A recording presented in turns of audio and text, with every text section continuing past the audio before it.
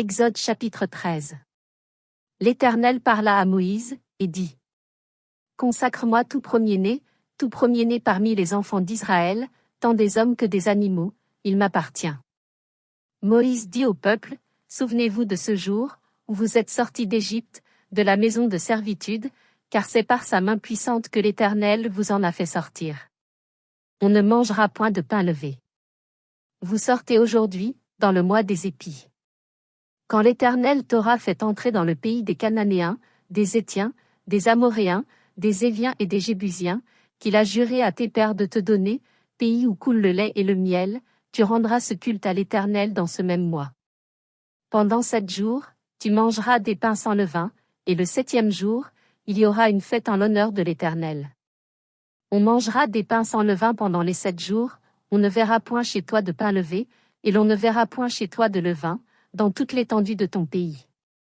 Tu diras alors à ton fils : c'est en mémoire de ce que l'Éternel a fait pour moi, lorsque je suis sorti d'Égypte. Ce sera pour toi comme un signe sur ta main et comme un souvenir entre tes yeux, afin que la loi de l'Éternel soit dans ta bouche, car c'est par sa main puissante que l'Éternel t'a fait sortir d'Égypte. Tu observeras cette ordonnance au temps fixé d'année en année. Quand l'Éternel t'aura fait entrer dans le pays des Cananéens, comme il l'a juré à toi et à tes pères, et qu'il te l'aura donné, tu consacreras à l'Éternel tout premier-né, même tout premier-né des animaux que tu auras, les mâles appartiennent à l'Éternel. Tu rachèteras avec un agneau tout premier-né de l'âne. Si tu ne le rachètes pas, tu lui briseras la nuque.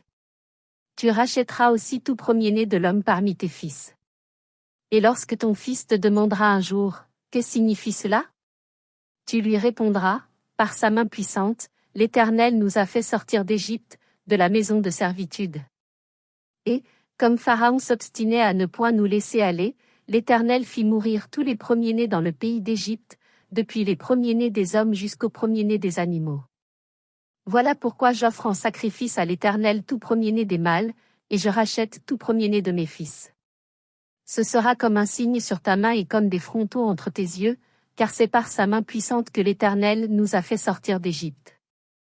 Lorsque Pharaon laissa aller le peuple, Dieu ne le conduisit point par le chemin du pays des Philistins, quoique le plus proche, car Dieu dit : le peuple pourrait se repentir en voyant la guerre, et retourner en Égypte. Mais Dieu fit faire au peuple un détour par le chemin du désert, vers la mer Rouge. Les enfants d'Israël montèrent en armes hors du pays d'Égypte.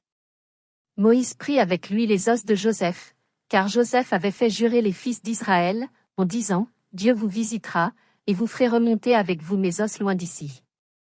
Ils partirent de Sukkot, et ils campèrent à Étam, à l'extrémité du désert.